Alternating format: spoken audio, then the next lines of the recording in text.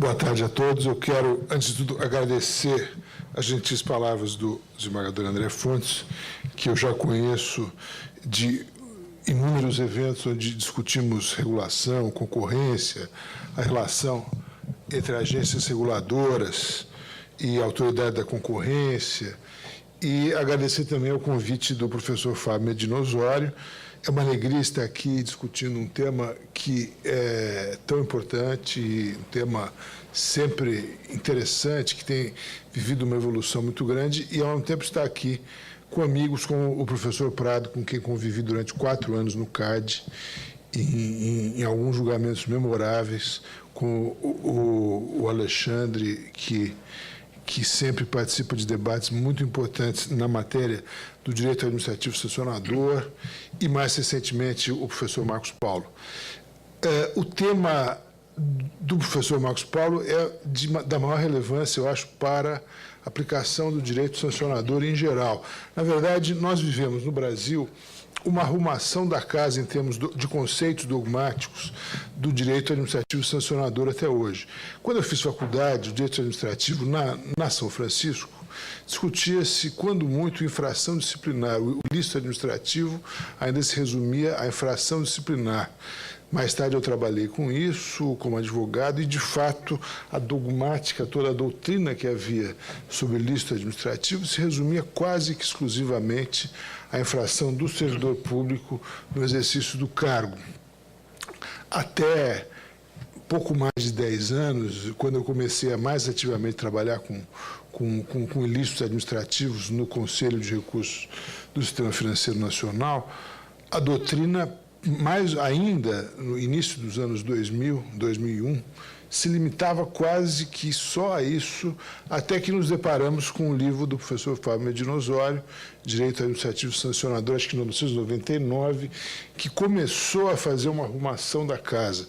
A Constituição Federal já havia atrelado o processo administrativo ao devido processo legal, ainda não havia, obviamente, sido editada a emenda 45, que introduziu a dimensão material do devido processo legal, mas começava a haver aí um movimento de pôr ordem na casa, de ver que o ilícito administrativo, num Estado pós-liberal, que se marca não mais por aquele exercício do poder de polícia como um gendarme que excepcionalmente exerce sua potestade sobre certas áreas, mas como um Estado dividido em entes autônomos ou semi-autônomos que tem um poder de, aplicando a lei, punir certos ilícitos administrativos.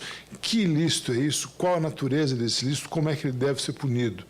O direito administrativo sancionador, com o aporte do que já vinha sido feito na Europa, na Espanha, no caso do Fábio, soube fazer esse cimento e ver, não, nós temos um lastro comum com o direito penal, com o direito punitivo, que vem da Constituição.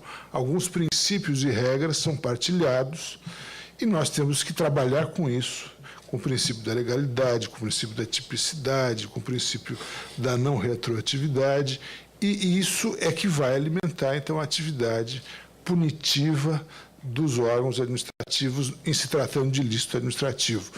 O doutor Alexandre, na CVM, foi responsável também por um avanço muito grande. Logo que foi editada a Lei 9784, eu acho que ele, na CVM, numa equipe, conseguiu, pela primeira vez dentre as autarquias no Brasil, adaptar a Lei 9784, que trata do processo administrativo de maneira muito ampla, para o regimento interno da CVM, que então passou a falar essa nova linguagem e a punir os administrados de uma maneira muito mais consistente do que se vinha fazendo. O CAD também vem trilhando esse caminho, eu acho que com muito sucesso. A gente vê aí, por um estudo recente do professor Furquim, que o índice de reforma judicial das decisões do CAD é muito baixo. E isso tem, naturalmente, evoluído, talvez não tão rápido quanto se devesse. No meu ponto de vista, eu acho que nós devíamos dar um passo adiante, que é criar uma lei própria do ilícito administrativo, a exemplo do que existe em Portugal, que tem uma lei específica que trata das contraordenações, ou da Alemanha, que tem uma lei especial para tratar das Ordnungswidrigkeiten, que são mais ou menos o equivalente do ilícito administrativo. Mas, enquanto isso não vem, nós estamos trabalhando, definindo jurisprudência, criando regras de aplicação, de concretização, que são muito úteis, são praticáveis, e conseguimos avançar significativamente na área do CAD. Eu acho que os exemplos são inúmeros. Nas agências reguladoras, com exceção de CVM e Banco Central, talvez esse cenário seja outro, eu deixo isso aos práticos do direito administrativo sancionador, mas eu acho que CAD, CVM e Banco Central são áreas de excelência que têm conseguido aplicar esse campo do direito com muita propriedade. Haveria também, é claro, que se definir um pouco melhor, isso valeria também para o processo judicial, o que é a duração razoável do processo, em que medida esse direito fundamental tem uma dimensão positiva também, que é um direito subjetivo do administrado, e como é que esse direito subjetivo se articula, como é que isso pode ser colocado mais concretamente para evitar abusos. Eu acho que no campo da concorrência isso é fundamental, porque o tempo econômico, a prescrição a que se aludia o professor Marcos Paulo, era de fato... no CAD, o professor Prado e eu nos deparávamos inúmeras vezes com casos de prescrição intercorrente nos processos da SDE. Mas será que isso é suficiente? Acho que não é suficiente. É preciso articular isso de outros modos para fazer com que os processos, de fato, tenham uma duração razoável. Na área da concorrência, essa arrumação de conceitos dogmáticos, ela é particularmente difícil. Como bem lembrou o professor Marcos Paulo, a pedra de toque do direito da concorrência no Brasil tem sido muito mal interpretada, sempre a regra da razão. Eu li agora, essa semana, um livro muito interessante do professor Marcelo Neves, sobre princípios e regras, chamado Entre Hidra e Hércules, onde ele critica essa tendência quase patológica no Brasil hoje de dar uma ênfase excessiva a princípios em detrimento de regras, esse desequilíbrio que tende a haver. Ele lembra um exemplo que o Dworkin achou, que é um exemplo de uma norma híbrida, que não é nem princípio nem regra, que é exatamente a regra da razão. Ele reconstrói o caso Standard Oil, onde, pela primeira vez, em 1911, a Suprema Corte americana fala da regra da razão, e depois um caso de 1918, Chicago Board of Trade, onde o juiz Brandeis, que foi um grande jurista que praticamente inventou o conceito de privacidade, define o que é a regra da razão. E define de um modo tão vago, tão flexível, tão aberto, que aquilo passa a ser um critério que os próprios americanos veem como uma fonte de irracionalidade, né? Um dos maiores doutrinadores americanos em antitrust, o professor Hovenkamp, ele diz que a regra da razão chegou a uma exacerbação tal que os custos impostos à autoridade antitrust para provar que um determinado ilícito foi cometido chegaram a se tornar proibitivos, né? E ele chega, então, a sugerir que a regra da razão é mal interpretada e que deveria ser interpretada no sentido de articular uma série de presunções que, ora, passariam de um lado ao outro do processo.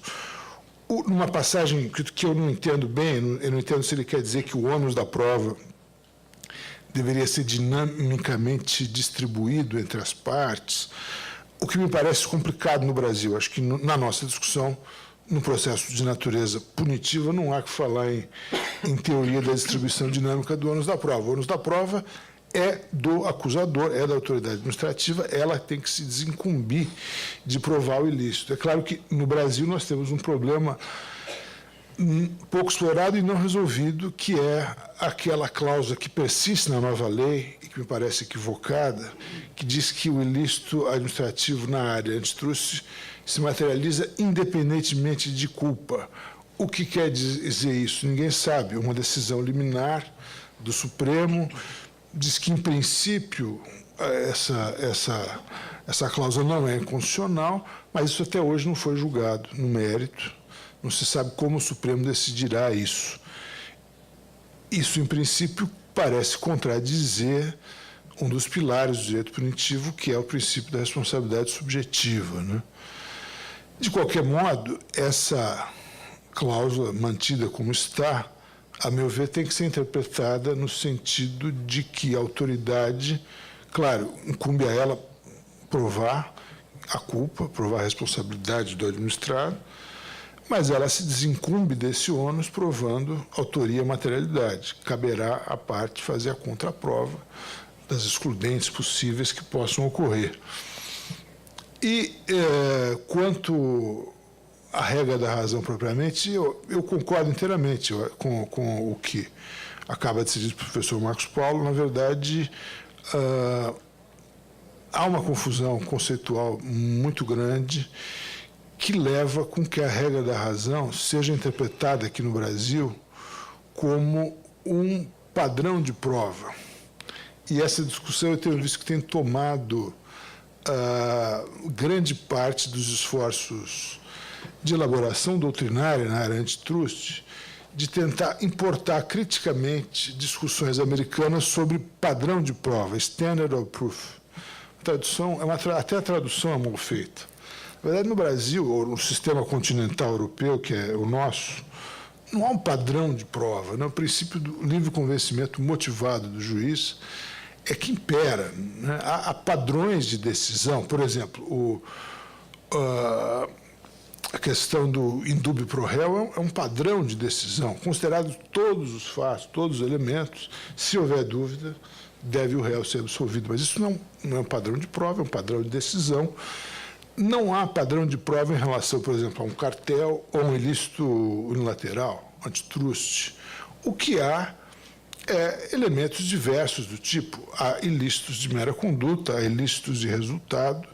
Isso é que determinará qual é a prova a ser produzida pela autoridade antitrust. Essa arrumação da casa dogmática, dos conceitos dogmáticos, ainda está sendo feita. Talvez o tempo que vá sendo consumido nessa tarefa, que não é tão fácil, seja maior do que o desejável, mas isso tem sido feito. Há uma certa...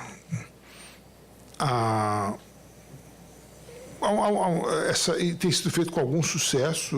Mais uma vez, eu lembro do estudo do professor Fouquin. Agora, é preciso que se reduza esse ato entre o discurso da doutrina antitrust no Brasil, que é incipiente, e o que é a prática do judiciário. Outro dia tivemos, há cerca de um mês ou dois, em Brasília, no Conselho da Justiça Federal, um evento organizado pelo CAD sobre questões antitrust, com uma plateia fundamentalmente composta de juízes federais. Alguns julgam a matéria, outros não. E depois de um painel sobre o padrão de prova, eu indaguei alguns juízes. Você entendeu o que foi dito? Não, absolutamente não, porque é uma discussão absolutamente alienígena, exótica, baseada em doutrina e casos americanos, que não tem nada a ver com a nossa prática, até porque é uma questão mesmo de adaptar a linguagem, né? Vamos importar? Vamos adaptar de uma maneira que seja inteligível e que caiba no nosso sistema, senão isso se torna, obviamente, um discurso que não cabe com a prática judicial, né? Que, obviamente, não vai entender essa discussão sobre padrão de prova. Mas, feitas essas observações, eu queria, apenas tendo em vista o adiantado da hora, para ser muito breve e continuando aberto ao debate, a perguntas, fazer uma última observação referente ao que falou o professor João Glicério. Me parece que essa proposta de capilarização do CAD, ela esbarra na realidade. O CAD tem um orçamento diminuto, pequeno, a alçada é muito alta, ele existe para julgar questões de grande porte. Questões como essa de cartéis de combustíveis ou de lesões ao consumidor seriam mais bem endereçadas pelas entidades de proteção do consumidor, os PROCONs, e pelo Ministério Público, né, que poderia e deveria, sobretudo nesses casos de ilícitos criminais, agir com muito mais decisão na investigação e na proposição de ações penais para que isso seja coibido. É sempre bom lembrar que, sobretudo nesses casos de cartel, nós vivemos isso no CAD, cartéis de gás de cozinha, de combustível, a efetividade das decisões do CAD é mínima. O CAD não tem dente, obviamente. O CAD impõe uma multa ou outra, uma restrição estrutural ou outra. É uma autarquia muito diminuta, muito eficaz, diga-se de passagem, enxuta, faz milagres com o pequeno orçamento de que dispõe, mas, obviamente, o Ministério Público deveria ir atrás disso e criar condições para que haja uma eficácia verdadeiramente transformadora dessas decisões punitivas de cartéis. Isso sim teria um impacto muito grande na população, de modo geral. Eram essas as observações. Muito obrigado.